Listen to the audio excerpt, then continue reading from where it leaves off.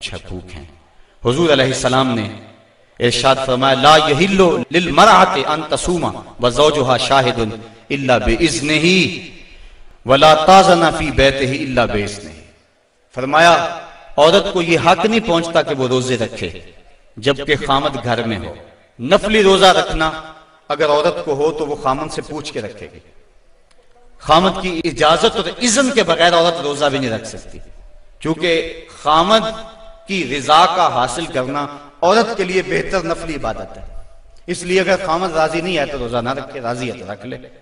और फरमाया हुजूर अलैहिस्सलाम ने दूसरी बात यह है कि वो उसके घर में जिसको वो नापसंद करता है उसको आने ना दे, इज़्न ना दे। और एक हदीस के अंदर ये लफ्ज हैं कि हुजूर अलैहिस्सलाम ने इरशाद फरमाया कि वो खामद के बिस्तर को रौंदने ना दे।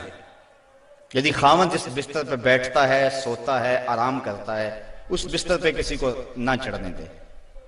और इस पर हजरत उम्मे हबीबा रज़ी अल्लाह ताला अन्हा का अमल हमारे सामने है।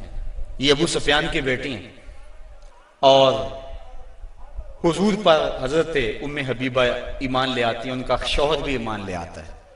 जब हिजरत हबशा हुई तो ये दोनों मियाँ बीवी हबशा की तरफ हिजरत कर गए। कुछ अर्सा वहां गुजरा। एक दिन हजरत उम्मे हबीबा सोई तो ख्वाब देखा है कि मेरे खामद का चेहरा बदल गया है, तो सख्त परेशान हुई। सुबह उठी तो पता चला कि खामद ईसाई हो गया। किसी ईसाई के पास बैठना उठना था तो उसने अपना दीन बदल लिया। तो हजरत उम्मे हबीबा रज़ी अल्लाह ताला अन्हा अलग हो गई। कुछ अरसे के बाद खामद भी फौत हो गया। अब वहां परदेश में सारे जहान को छोड़कर वहां घर बस आया था, तो वहां वो तन्हा हो गई, तो सख्त परेशान थी।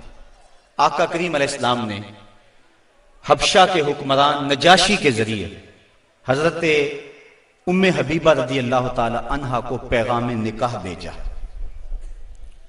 नजाशी ने एक लोंडी भेजी के जाके उम्मे हबीबा को कहो कि अल्लाह के नबी तुमसे निकाह करना चाहते हैं।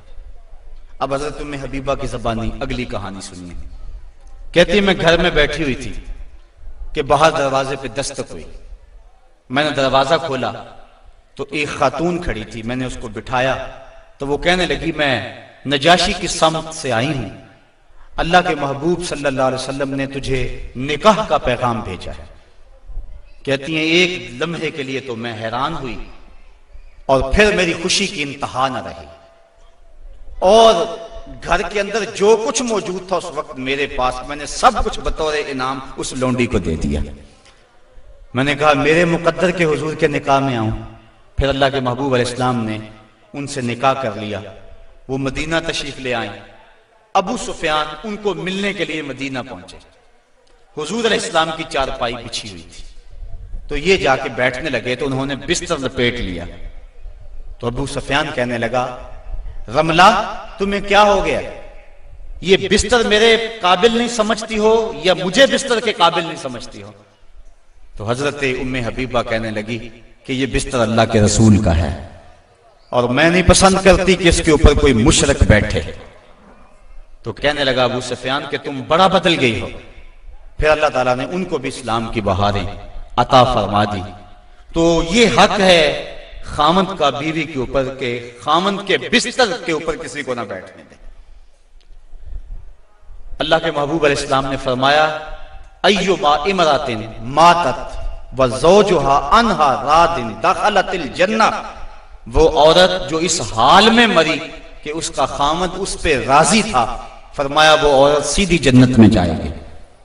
और एक रिवायत में ऐसा है कि 4 शख्स ऐसे हैं कि जिनको जन्नत में जाने में कोई रुकावट नहीं होगी।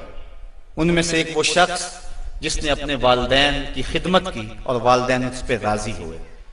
दूसरा वो शख्स जिसके बाल बच्चे ज्यादा थे, ज़राए आमदनी थोड़े थे, लेकिन उसने बच्चों के पेट में हराम का एक लुकमा भी नहीं जाने दिया। तीसरा वो शख्स जिसने ऐसी पक्की तौबा की, गुनाहों की तरफ दोबारा पलटना उसके लिए इतना ही मुश्किल है जिस तरह थनों से निकले हुए दूध को वापस किया जाए। और चौथी वो खातून के जिसने अपनी सारी मोहब्बतें अपने खामद पे नछावर कर दी। और इस हाल में फौत हुई कि उसका खामद उस पर राजी था। फरमाया इन चारों को जन्नत में जाने से कोई भी नहीं रोक सकता। तो औरत की जन्नत मर्द है, अगर वो मर्द को राजी कर लेगी तो जन्नत की राहों की मुसाफिर है। और अगर वो अपने शौहर को राजी नहीं कर पाती तो अल्लाह के महबूब अलैहिस्सलाम ने फरमाया मैंने कसरत के साथ औरतों को दोज़ख में देखा है। अर्ज़ की हुजूर किस वजह से? फरमाया एक तो कसरत से लानत करने वाली होती और दूसरा खामद की नाशुक्री करने वाली होती। ये दो बद खसलतें औरत में ऐसी हैं जो औरत को जहन्नम का ईंधन बना देती हैं। वरना औरत जो अपने खामद और शौहर के साथ वफा करती है। किसी बुजुर्ग ने कहा कि औरत ने दो बोल बोले कि मैं तेरी हूं, फिर जमाना बदल गया वो ना बदली, उसने वफा की हद कर दी। तो वो बुजुर्ग कहते जिस तरह औरत ने वफा की हद कर दी, अगर बंदा अपने रब से हद कर दे यूं वफा की तो अल्लाह कितना करम उसके ऊपर फरमाए। अब औरत दुख भी सहती है, तकलीफें भी सहती है, लेकिन अपने उस कौल से नहीं फिरती, बदलती नहीं है। उसकी आरज़ू ये होती है इस घर में सुर्ख जोड़ा पहन के आई थी, सफेद लिबास लेकर निकलूं इस घर से, ये उसकी आरज़ू होती है। और किसी औरत की ये खुशकिस्मती है। तो औरत अगर अपने खामन को राजी रखती है तो वो जन्नत की मुसाफिरा है, लेकिन अगर अपने खामन को नाराज कर देती है तो वो जन्नत की खुशबू भी नहीं पाएगी। इस हाल में मरे कि उसका शौहर उससे राजी हो जाए।